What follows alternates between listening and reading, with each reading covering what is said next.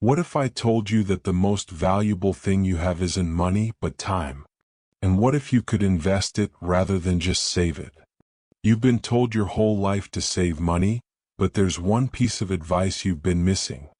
This is the story of a farmer who learned that true wealth isn't just about how much you save, it's about what you make of the time and opportunities you have. In a small village nestled in the hills, there lived a man named Elias. He was known for his quiet nature, spending his days working the land with little fanfare. He wasn't the hardest worker in the village, nor did he dream of making it big. He had his farm, a small home, and a family, and he seemed content with just getting by. Elias' routine was simple. He woke early, worked the fields, and spent the rest of his time sitting by the fire, thinking. But he never seemed to invest his energy into anything beyond the bare minimum. While his neighbors expanded their lands, bought new tools, and sought opportunities to improve, Elias stayed the same. One day, after hearing his neighbors talk about new investments they were making, Elias began to hear the same advice echoed in his head. Save, save, save. The villagers told him that if he just saved enough, he'd be set for life. A small savings can give you security, they said. This thought took root in Elias' mind. For the first time in years, Elias thought about putting something aside for the future. But he didn't have much. He took the few coins he had and buried them in an old jar under his floorboards, convinced that saving was the key to a peaceful future. As time passed, Elias saved more and more. But no matter how much he set aside, something always seemed to come up. His family's needs were constant: food, clothing, repairs to the house. And his savings always seemed to slip away as quickly as he had saved them. The jar under the floor was no longer a symbol of hope. It became a reminder of how small amounts of saved money just weren't enough. One day, Elias' young daughter Lily came to him asking for a new pair of shoes. But we don't have enough, Elias sighed. He looked at the jar under the floor, but it wasn't growing fast enough. His savings had become an anchor, and yet he felt stuck. What's the point of saving if it doesn't change anything? He thought. Late one night, as Elias sat by the fire, he heard a familiar voice. It was his old friend Oliver, who had once been a young boy running errands for him. Oliver had made something of himself. He owned a few acres of land, a herd of cows, and had a small market stall in the village. Elias asked him how he did it. Oliver smiled and said, "I didn't just save my money, Elias. I made my money work for me. I invested in opportunities when they came. Money and time are like seeds. They grow when you put them to use." Elias was confused. He asked, "But how? I have nothing left after saving." Oliver said, "You're looking at it all wrong.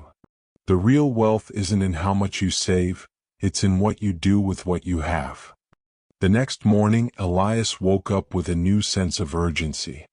Instead of continuing to bury his money, he started to think about what he could invest his time and resources in. He remembered how his neighbor Julian had invested in a small flock of chickens. It wasn't much at first, but now Julian had fresh eggs every day, and his chickens had multiplied. Elias thought about it, and in the following weeks he put his meager savings towards buying a few chickens. He and Lily built a small coop, and with time they began to collect eggs. At first it wasn't much, but Elias could see the potential. His chickens weren't just eating his savings, they were giving him something in return. It wasn't easy. The chickens weren't laying as much as Elias had hoped. His old friends laughed, calling him foolish for wasting his time with such a small venture. But Elias kept at it. He fed the chickens, cleaned the coop, and kept track of their progress. Slowly the eggs began to pile up. He sold a few at the market, and with that money bought more chickens. Little by little, Elias started to see the fruits of his labor. He no longer had to rely on saving for his survival. Instead, he was creating something that worked for him. He began to understand what Oliver had meant. His money and most importantly, his time were now invested in something that had the potential to grow. One day after a long day's work, Elias sat down with Lily by the fire. They looked at the small pile of eggs they had collected and sold. It wasn't much, but it was more than he had ever saved in the jar. He smiled, thinking of the lessons he had learned. Saving can't change your life. But investing your time, your energy, into something that grows, that builds, that's how you make your future, he said softly. Lily looked up at him. So we don't just save time, Grandpa? No, my child. We use it. And that's how we make something of it. Elias may not have been the wealthiest man in the village, but he had learned a crucial lesson. Saving money or time without using it wisely was futile. He had finally made the shift from simply holding on to what he had, to making it grow and work for him. He wasn't saving for a rainy day anymore. He was making his days count. Remember, true wealth isn't in how much you have saved. It's in how you make your resources grow. You don't need to have a lot to start. You just need to start. So go ahead, invest in your future, invest in your time, and watch what grows. If you found this story inspiring, don't forget to hit that like button, share it with someone who needs to hear it, and let us know your thoughts in the comments. What's one thing you're ready to invest your time in today? Keep growing.